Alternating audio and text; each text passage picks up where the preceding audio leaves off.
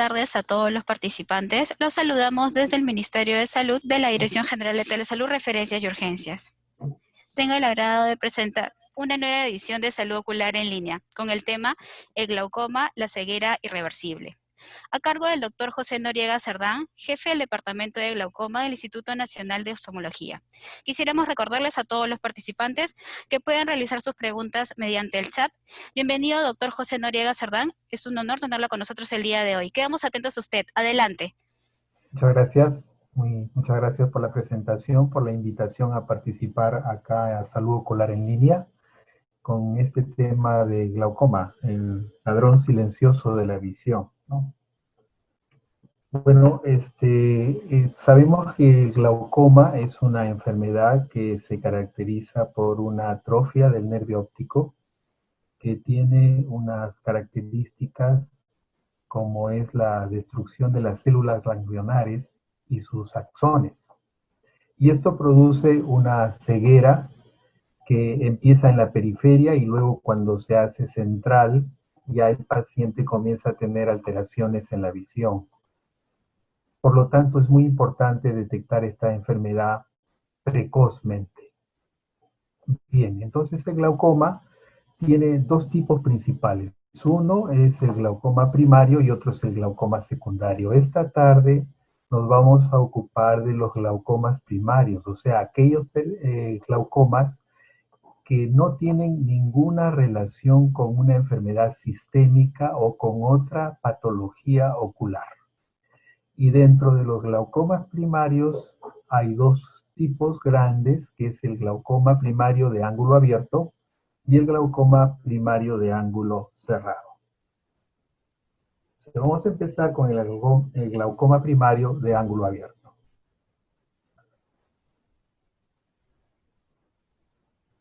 El glaucoma primario de ángulo abierto es una neuropatía óptica multifactorial, crónica, progresiva e irreversible, ¿no? La pérdida de la visión empieza en la periferia, seguida por la región central, en donde ya se produce la ceguera. Su característica principal es que presenta un ángulo abierto. En el ojo, que es como una esfera, podríamos decir, la parte anterior está formada por la córnea y dentro hay una estructura de color que se llama iris. Entonces, en la periferia, la córnea y el iris forman un ángulo, y este ángulo puede ser abierto como puede ser cerrado. En este caso, cuando es un glaucoma primario de ángulo abierto, la estructura es abierta y no hay otras alteraciones oculares ni sistémicas relacionadas con esta enfermedad. Se dice que entre 53 a 65 millones de personas padecen de esta enfermedad. Y de ellos, casi la mitad no saben que tienen glaucoma. Su prevalencia es variable entre las poblaciones y especialmente con relación a la raza, ¿no? Por ejemplo, la población negra tiene una alta prevalencia, que va hasta 5%, mientras que los latinos tienen una prevalencia de 2.7%, los asiáticos un 2% y la raza blanca es 1.5% de prevalencia. Este es un mapamundi que muestra en colores las diferentes prevalencias de glaucoma a nivel mundial. En Los Ángeles se hizo un estudio en pacientes hispanos y se vio que por grupos de edad la prevalencia iba aumentando. Por ejemplo, en la década de los 40, la prevalencia era más o menos del 1% y luego iba subiendo. Por ejemplo, a partir de la sexta década, la prevalencia subía a un 7%. O sea que esta es una enfermedad cuya prevalencia aumenta también con la edad.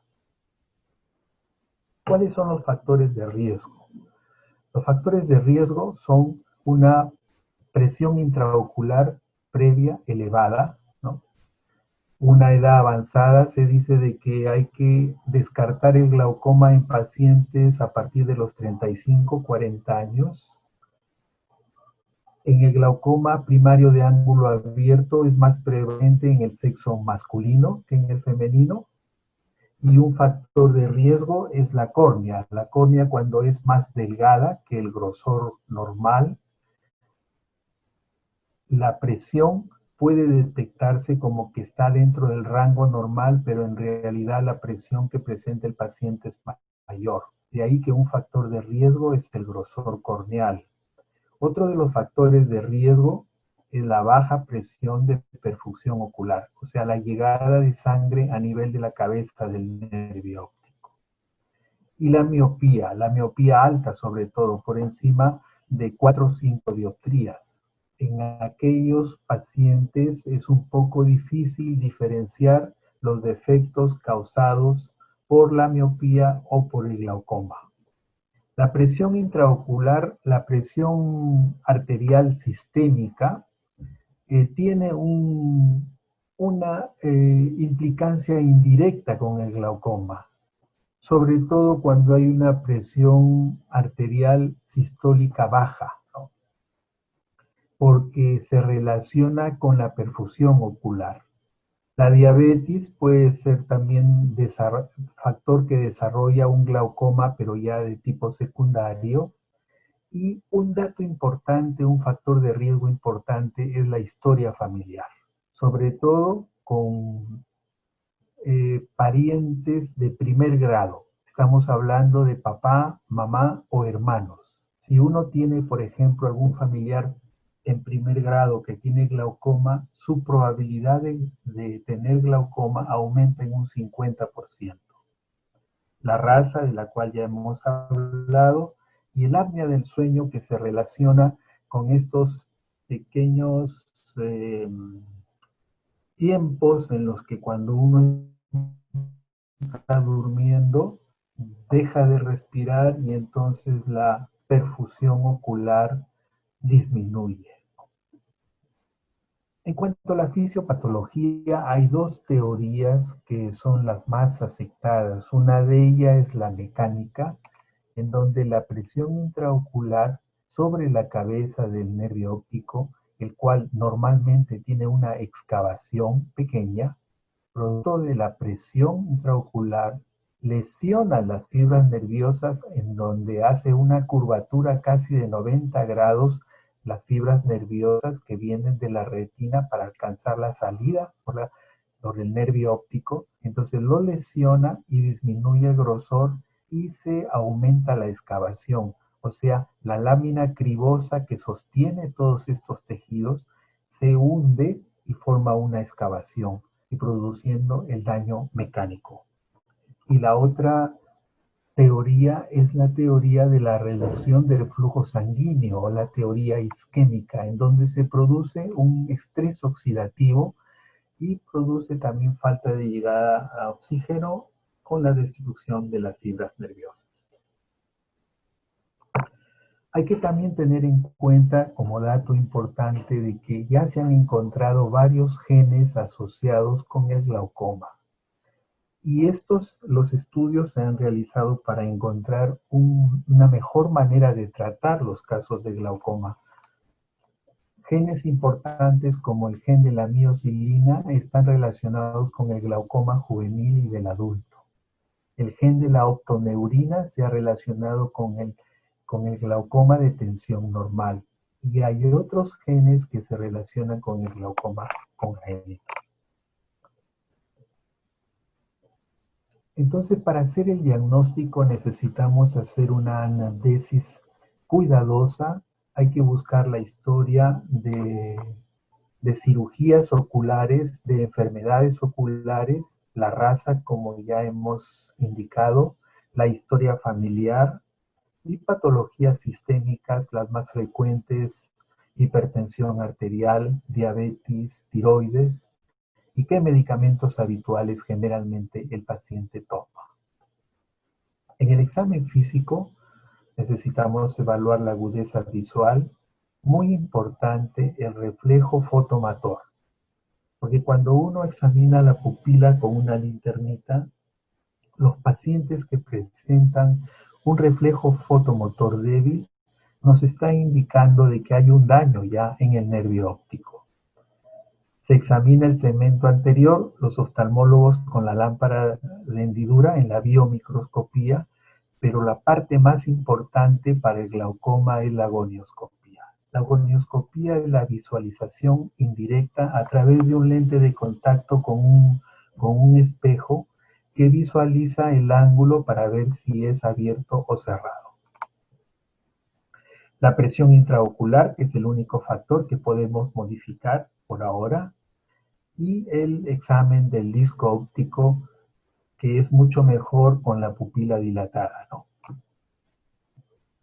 Entonces el diagnóstico se funda en la historia clínica, en el examen con la lámpara de hendidura, el examen del nervio óptico y algunos exámenes adicionales como son la perimetría.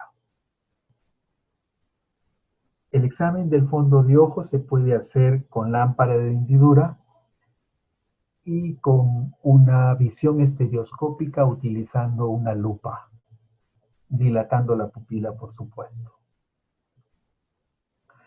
Y esto se hace para examinar con detenimiento las características del nervio óptico, características que nos van a permitir detectar si existe o no daño glaucomatoso. Uno de ellos es la regla del ISNT, o sea, hay un anillo que es el anillo neuroretinal, cuando uno examina el nervio óptico. Y se dice que en la regla del ISNT la parte inferior es más gruesa que la parte superior, la parte nasal es más gruesa que la parte temporal. Cuando hay variación en esto, entonces ya estamos pensando de que se trata de un glaucoma.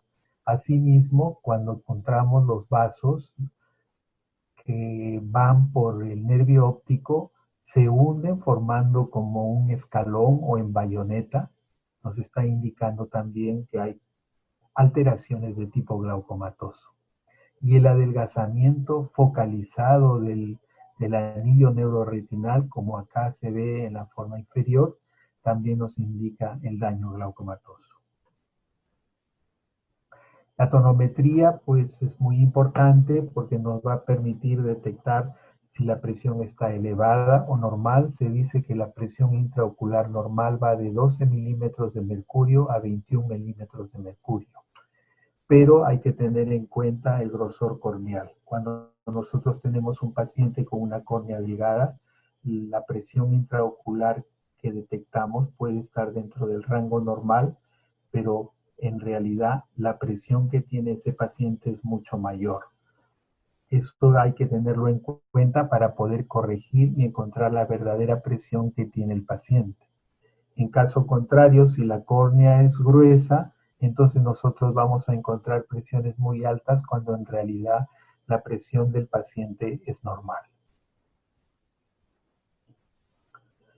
Y para las evaluaciones del nervio óptico se han desarrollado actualmente imágenes digitales, ¿no?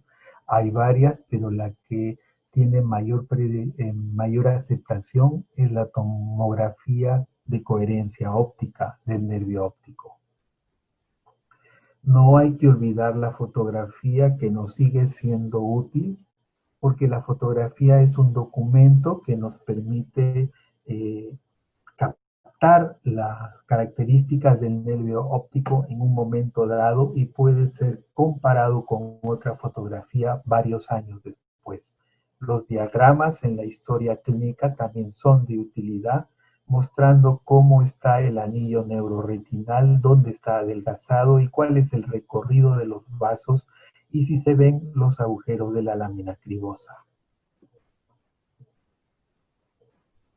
Hay varios tipos de aparatos para la evaluación de la cabeza del nervio óptico. Este es el tomógrafo de Heidelberg.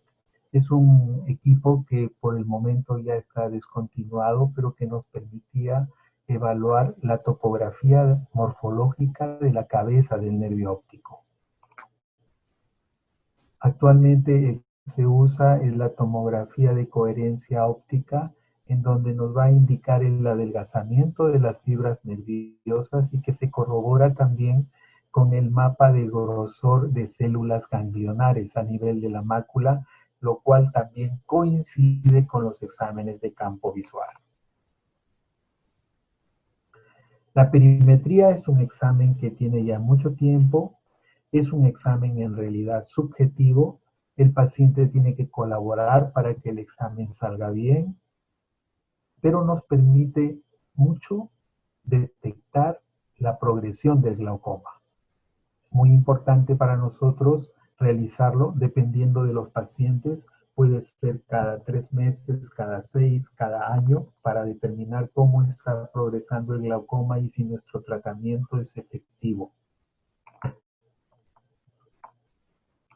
Este es otro slide que nos muestra pues el adelgazamiento de las fibras nerviosas aquí inferiores y que corresponden con un escotoma en la parte superior del campo visual.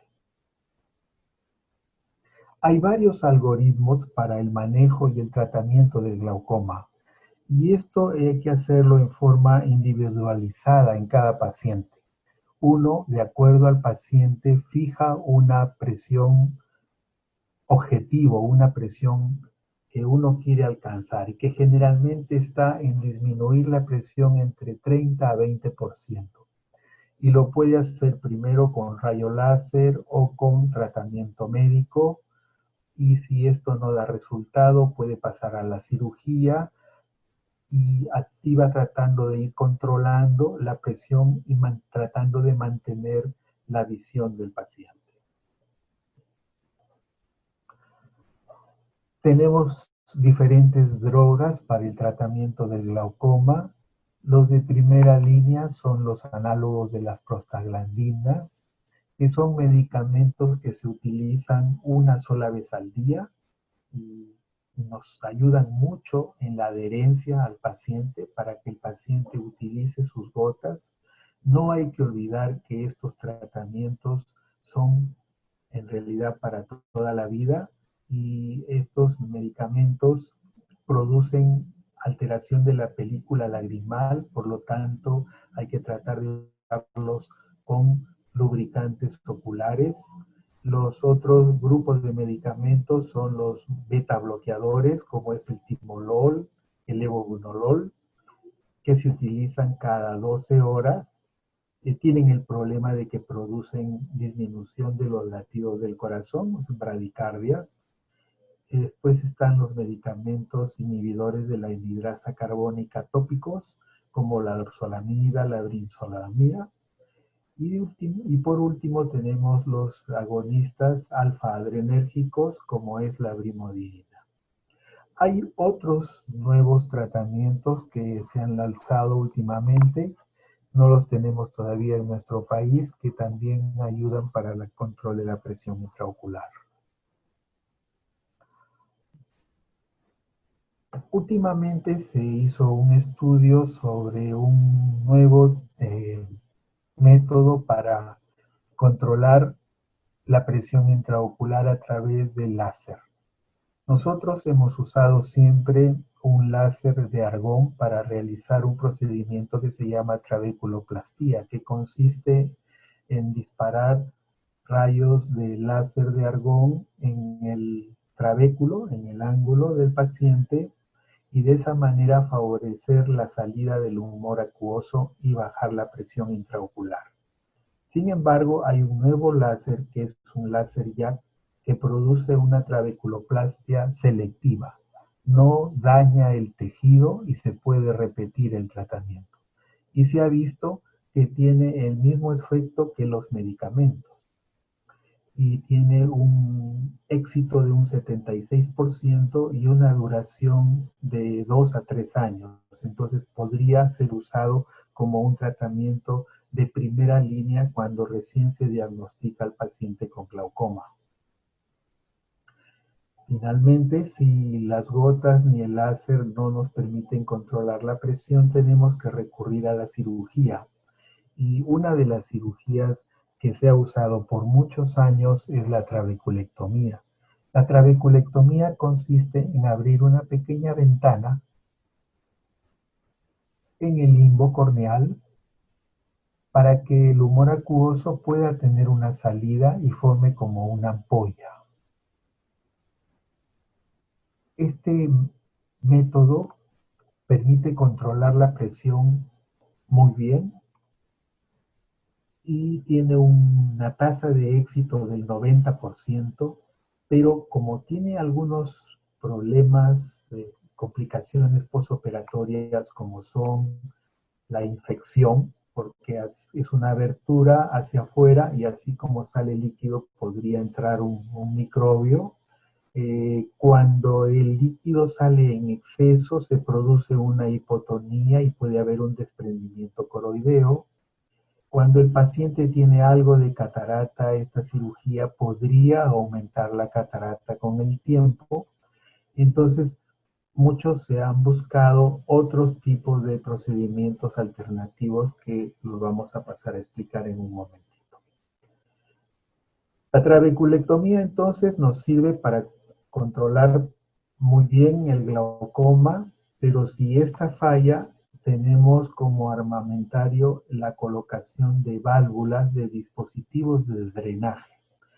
Estos pueden ser unos dispositivos valvulados, como la válvula de Ahmed, o dispositivos no valvulados, como la válvula de Velver, como el implante de Velver, para hablar correctamente. Esto también nos permite controlar el glaucoma en glaucomas que, a pesar de las trabeculectomías o otros procedimientos, la presión no se controla. Y como tenemos un grupo de glaucomas que podríamos decir que son leves, otros moderados y otros severos, entre el grupo de leves y moderados se ha desarrollado una cirugía que se llama cirugía mínimamente invasiva. Y esas son cirugías que se realizan en el ángulo camerular. Este es un aparato especial que se llama trabectón, que se coloca dentro del ojo a nivel del ángulo y produce una abertura para una mayor salida del humor acuoso en la malla trabecular.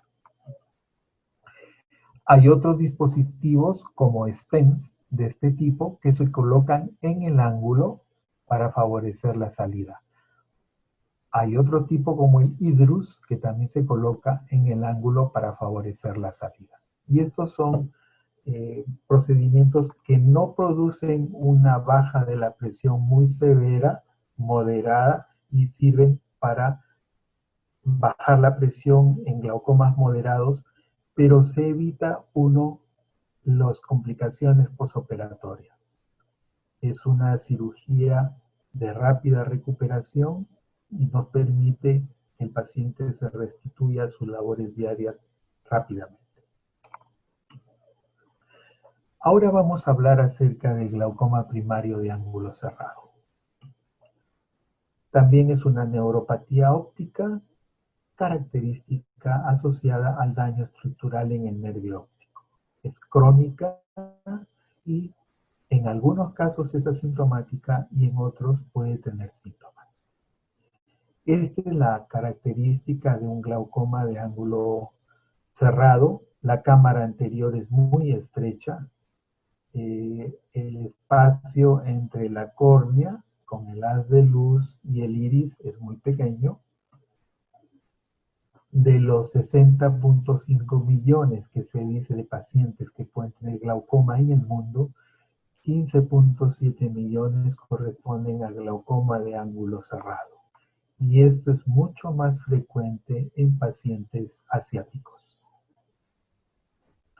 ¿Cuáles son los factores de riesgo? Pues la edad avanzada es más frecuente en el sexo femenino, generalmente tienen origen asiático. Nosotros en nuestros pacientes, los pobladores de las zonas andinas y de la selva, ustedes habrán visto que tienen los ojos más pequeños, entonces allá hay un factor de riesgo para un glaucoma de ángulo cerrado. Los cristalinos son más gruesos. La longitud axial del ojo, el largo axial del ojo es más pequeño. El cristalino está posicionado posicionado más anteriormente en forma anatómica, hay un menor diámetro corneal y los pacientes se caracterizan por ser hipermétropes. Hay una clasificación antigua que está basada en la presencia o ausencia de síntomas. Se llama un glaucoma agudo cuando un paciente súbitamente se cierra el ángulo, que esto puede ser cuando uno eh, tiene una emoción intensa, se produce una dilatación de la pupila, se cierra el ángulo y la presión intraocular pasa de valores normales de 20, puede llegar hasta 50 milímetros de mercurio. El paciente acude a emergencia con dolor, pérdida de la visión, lagrimeo, ojo rojo, náuseas y a veces vómitos. Y hay otro tipo en donde la presentación es subaguda o intermitente, en donde el ángulo es estrecho y se cierra por momentos y luego nuevamente se abre, ¿no? Es recurrente.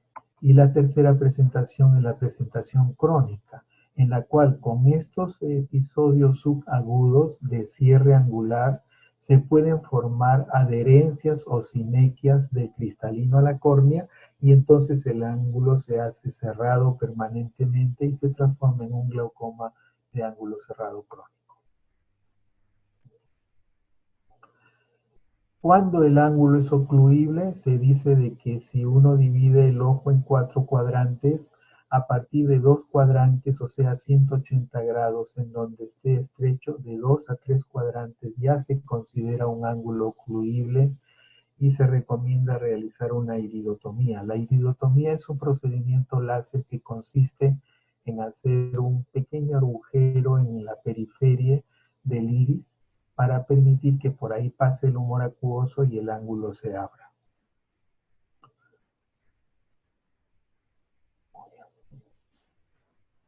La clasificación del ángulo ocluible es de 3 tipos. Uno es la sospecha del cierre angular primario cuando tenemos un paciente que su presión, su disco y su campo visual es normal, pero cuando se hace la gonioscopía hay un contacto irido-trabecular de 2 a 3 cuadrantes. Luego es el cierre angular primario que tiene este contacto irido-trabecular, pero la presión ya está elevada, pero disco y campos visuales normales. Y el glaucoma primario de ángulo cerrado, que además de tener el cierre del ángulo, ya hay daño glaucomatoso en el disco óptico y en el campo visual. Esta es la historia de la enfermedad. Hay un contacto irido-trabecular, hay una disfunción trabecular, sinequias periféricas anteriores, aumento de la presión, neuropatía óptica glaucomatosa y pérdida funcional glaucomatosa y ceguera. Entonces, el mecanismo es pues que el ángulo se cierra, obstruye la malla trabecular y entonces no puede salir el humor acuoso. Se acumula acá, sube la presión. Los niveles de bloqueo, el más común es el bloqueo pupilar a nivel del iris.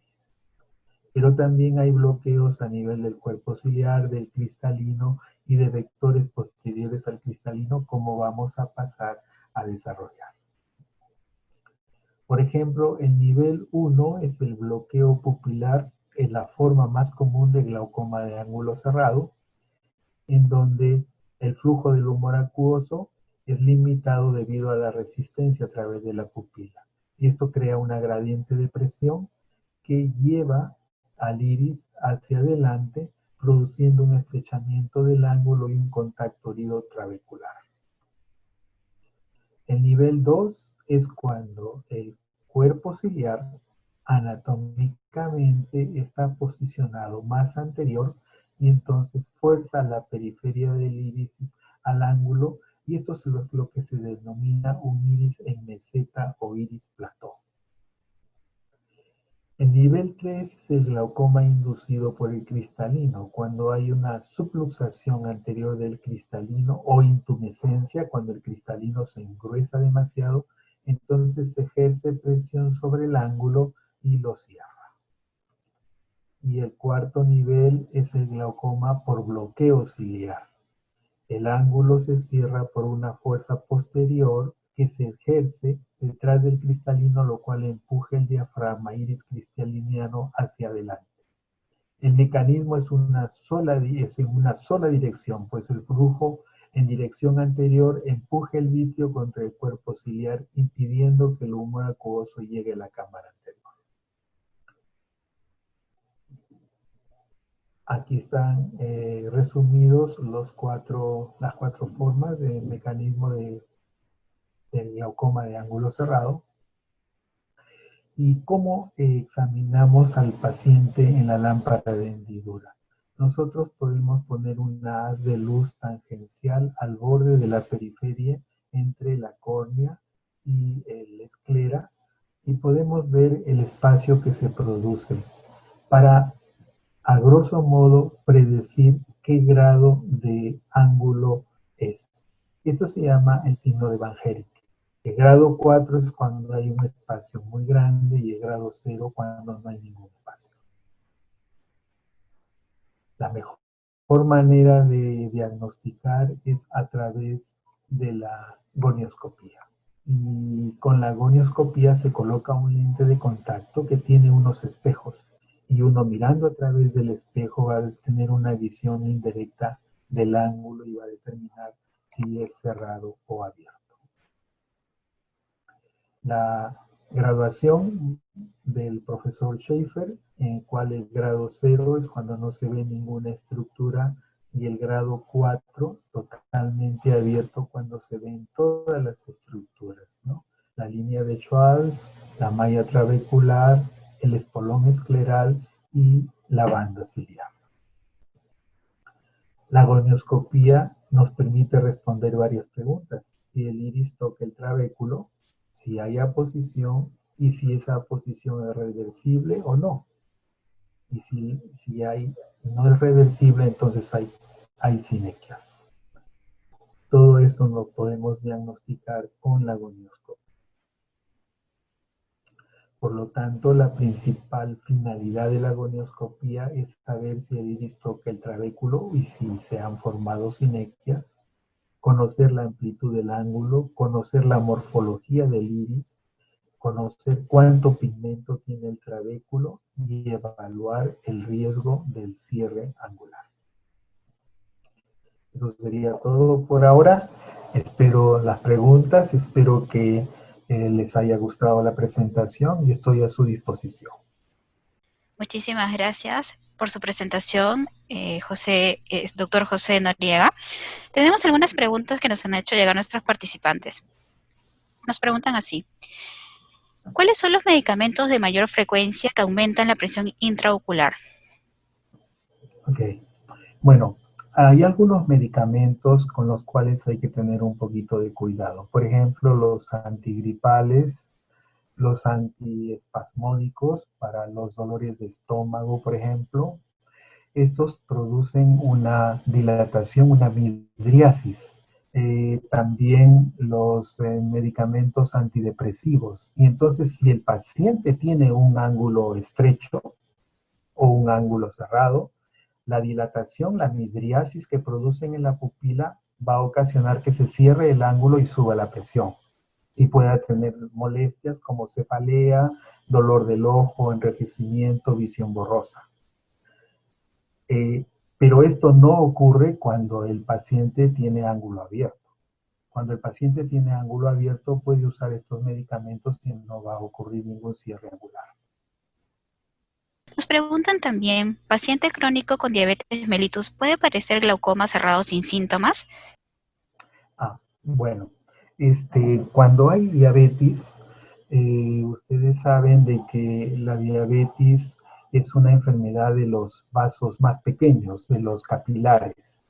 Y la retina tiene numerosos capilares. Entonces, la diabetes afecta la capa de los capilares.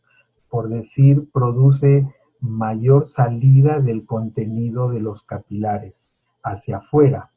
Y esto hace que se produzca una hipoxia a nivel de la retina, una falta de llegada de oxígeno. Al detectar esto, se establece una respuesta como para producir nuevos vasos, porque como no llega oxígeno al tejido, entonces el organismo responde formando nuevos vasos. Pero estos nuevos vasos son anormales. Y estos vasos anormales se forman a nivel de todo el ojo, puede formarse a nivel del iris, a nivel del trabéculo. Y esto forma como una membrana que tapiza el ángulo, la malla trabecular, cierra el ángulo y produce lo que se llama un glaucoma secundario o glaucoma neovascular, que es de difícil manejo en el caso de los pacientes diabéticos. En el caso de los pacientes diabéticos, el glaucoma que ocurre es secundario a la diabetes. Nos preguntan también, en el primer nivel de atención, ¿cómo identificar los casos de glaucoma en establecimientos muy alejados?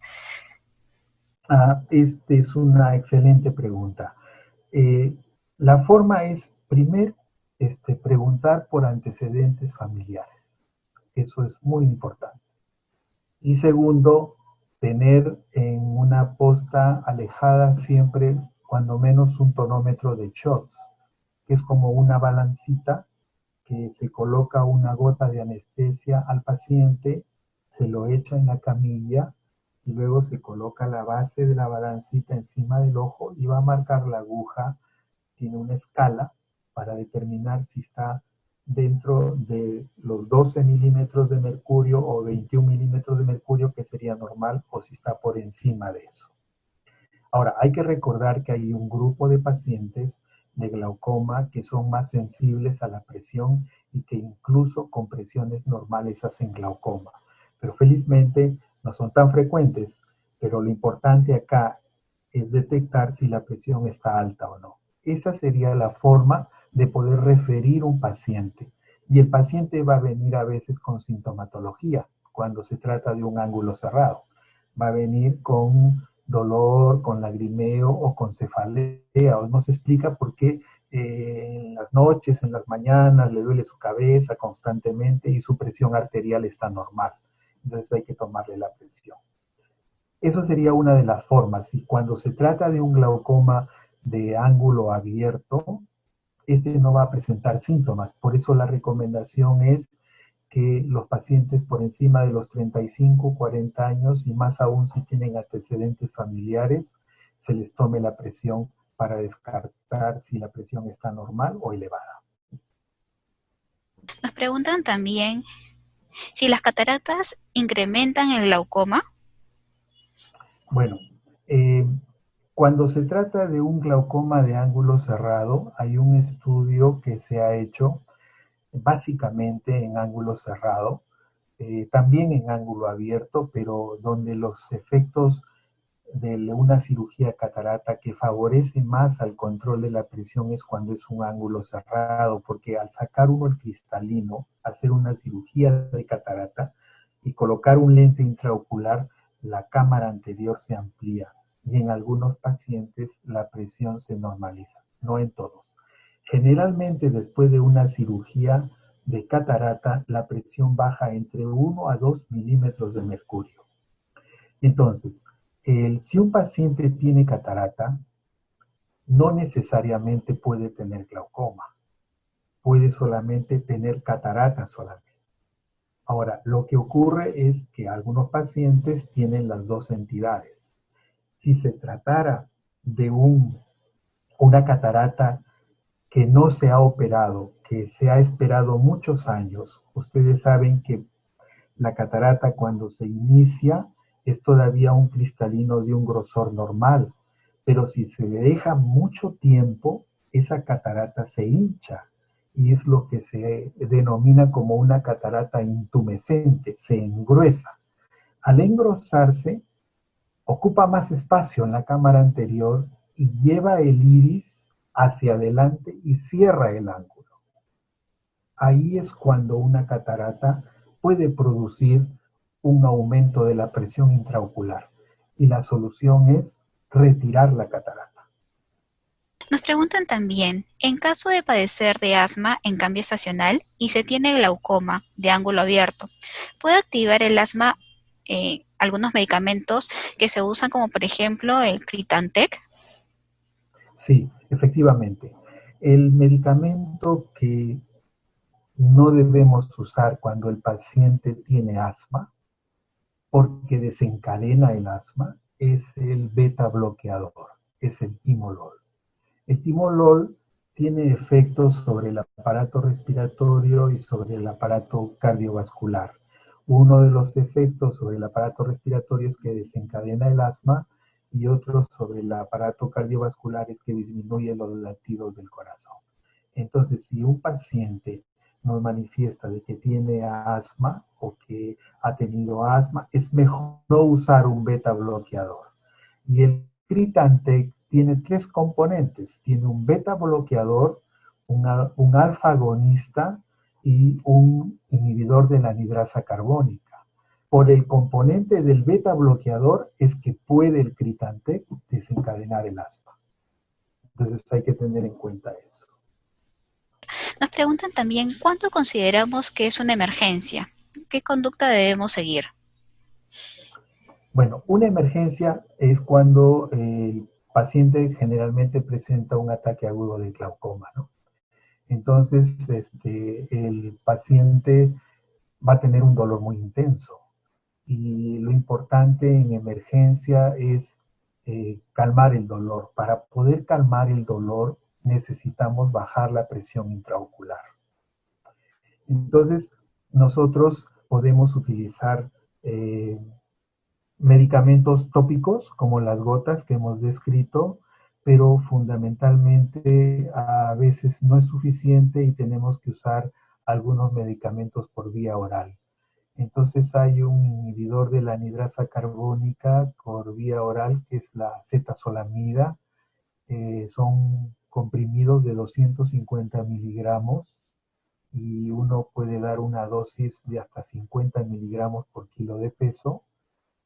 Entonces, para tratar de bajar la presión, para calmar el dolor al paciente. Si el paciente es diabético, no podemos usar glicerina, que también se puede utilizar para bajar la presión. Es mejor utilizar un suero de manitol. El manitol se puede dar a 80 gotas por minuto, unos 250 mililitros para tratar de bajar la presión intraocular y calmar el dolor.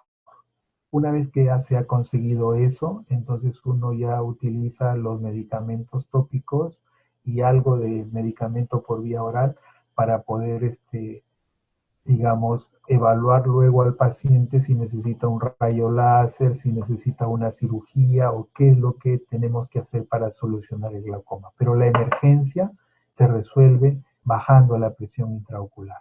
A veces usamos analgésicos, pero en realidad el analgésico va a calmar momentáneamente el dolor. La clave es controlar la presión intraocular.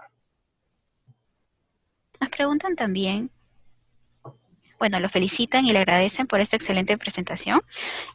Nos pregunta, en el caso de un paciente con glaucoma primario de ángulo abierto, ¿puede realizarse la cirugía de trabeculectomía? Sí, efectivamente. Un glaucoma primario de ángulo abierto, digamos que no es tan, la presión no es muy elevada, podríamos empezar con una trabeculoplastía selectiva. Posteriormente, si esto no surte efecto en controlar bien la presión, podemos utilizar medicamentos eh, como son los análogos de prostaglandinas o beta bloqueadores. Y si después de esto el glaucoma persiste y se ve que la enfermedad progresa cuando uno va haciendo los exámenes de los campos visuales, entonces ahí uno recurre a una trabeculectomía o alguna de las otras cirugías mínimamente invasivas, ¿no? El objetivo es individualizar el tratamiento para cada paciente, ¿no? Y la trabeculectomía, bueno, es uno de los procedimientos que utilizando ciertas precauciones nos da buenos resultados también y nos permite controlar adecuadamente la presión intraocular. El objetivo es que el glaucoma no progrese, que la presión se controle y la enfermedad se detenga. Actualmente no tenemos cómo curar el glaucoma. Nosotros sí tenemos cómo controlarlo, pero no erradicarlo. El paciente siempre va a tener que usar sus gotas, siempre va a tener que acudir al oftalmólogo para su control periódico. Muchas gracias por su respuesta, doctor. Bueno, aquí tenemos una pregunta o una participante. Nos consulta así. Tengo entendido que el grosor de la córnea influye mucho en la presión intraocular. Es por ello que no basta solo con la toma de presión. ¿Habrá algún otro método para obtener los resultados correctos de la presión intraocular, a pesar que no conozcamos el grosor corneal del paciente? Bueno, el grosor corneal es un aspecto importante para el diagnóstico del glaucoma. Pero es todavía un poco controversial. Hay quienes están de acuerdo a esto, otros no. Hay unas máquinas que pueden ver la histéresis corneal y estos instrumentos nos permiten tomar la presión con la corrección del grosor corneal. Nos dan una idea de la presión fidedigna. Si no tenemos esto, nosotros podemos hacer la toma de la presión con el tonómetro de aplanación y también podemos acompañarnos de un examen del grosor corneal que nos va a decir cuánto tiene de grosor esa córnea y con ese grosor hay escalas para corregir la presión intraocular. Es decir, una córnea más o menos de un grosor normal, 530 micromicrones. Supongamos que hacemos se le mide el grosor corneal a ese paciente y nos da una córnea de 450 micromicrones. Hay una tabla que dice que cuando ese paciente tiene una presión, por decir, uno encuentra una presión de 18, su verdadera presión es 25, porque hay que subirle una cantidad de milímetros de mercurio para poder compensar esa córnea delgada. Entonces hay toda una escala. De esa manera nosotros podemos deducir cuál es la verdadera presión del paciente. Ahora, lo más importante va a ser de que nosotros le tomamos la presión, el paciente está bien, y le miramos el nervio óptico y vemos que el nervio óptico se ve con un aspecto glaucomatoso y que va pasando el tiempo y se va viendo peor. Entonces ahí el clínico tiene que sospechar y tiene que descartar estos aspectos y corregir la presión.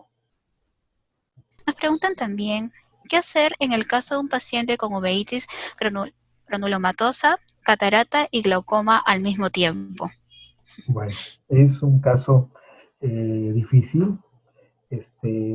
Los pacientes con uveitis, las uveitis son inflamaciones crónicas del ojo que pueden deberse a diferentes causas. A veces son infecciosas, hay que determinarlas. A veces tienen otros problemas de tipo reumatológico, o la gran mayoría son idiopáticas, o sea que no encontramos la causa. Y la inflamación en el ojo produce un humor acuoso más espeso, y entonces uno tiene que tratar esta inflamación con corticoides. Porque si no lo trata, entonces se producen unas sinequias al cristalino, se pega el iris al cristalino, eso es lo que es una sinequia. Entonces el humor acuoso no tiene por dónde salir y entonces se empuja al iris hacia afuera y se forma como una capa, como una bombita. Se le llama iris bombé. Entonces ahí el glaucomatólogo entra para hacer una iridotomía periférica para que salga el humor acuoso y baje la presión. Pero con la inflamación y con el uso de corticoides, el trabéculo también se altera. Y entonces ya la malla trabecular ya no filtra bien el humor acuoso, entonces se produce un glaucoma crónico. Y el glaucoma crónico es secundario a la inflamación, a la uveitis. Producto del uso de los corticoides y de los tratamientos y de la inflamación, se produce también una catarata. Entonces ahí hay que ver qué es lo que se puede hacer para recuperar al paciente. En primer lugar, hay que controlar la inflamación. Una vez que el ojo está bien controlado de la inflamación, uno puede ver la presión, si necesita operarse, y si tiene catarata, puede operarlo de catarata y glaucoma a la vez, pero tiene que tener en cuenta de que cualquier procedimiento que se haga en este tipo de ojos, la inflamación se va a exacerbar. Y uno tiene que estar preparado para tratarlo con corticoides o con otros medicamentos, solicitar la ayuda del especialista, del subespecialista en uvea, y controlarlo para que el paciente vaya lo mejor posible. Muchísimas gracias y felicitaciones, doctor José Noriega Cerdán, jefe del Departamento de Glaucoma del Instituto Nacional de Oftalmología. Doctor, ¿algunas recomendaciones finales sobre este tema tan importante? Bueno, lo más importante es siempre a partir de los 35 a 40 años acudir al oftalmólogo para que le tome la presión intraocular y le evalúe el nervio óptico. Si no hay ángulo cerrado con la pupila dilatada, es muy importante, y más aún si hay antecedentes familiares. Es muy importante porque se dice que el 50% de los pacientes que tienen glaucoma desconocen que tienen glaucoma. Y esta es una enfermedad en donde la clave es el diagnóstico precoz. No queremos que el paciente llegue con campos visuales completamente deteriorados y que está viendo muy poquito. Nosotros queremos ver al paciente que está viendo bien, pero que tiene la presión de 30, de 35 milímetros de mercurio, y que nosotros lo estamos diagnosticando y estamos bajándole la presión para evitar que estos daños se produzcan. Nuevamente, muchísimas gracias, doctor José Noriega. Gracias por brindarnos su valioso tiempo y compartir toda esta información que permite fortalecer las capacidades de los profesionales de la salud. Un gran aplauso para usted. Muchas gracias, muchas gracias.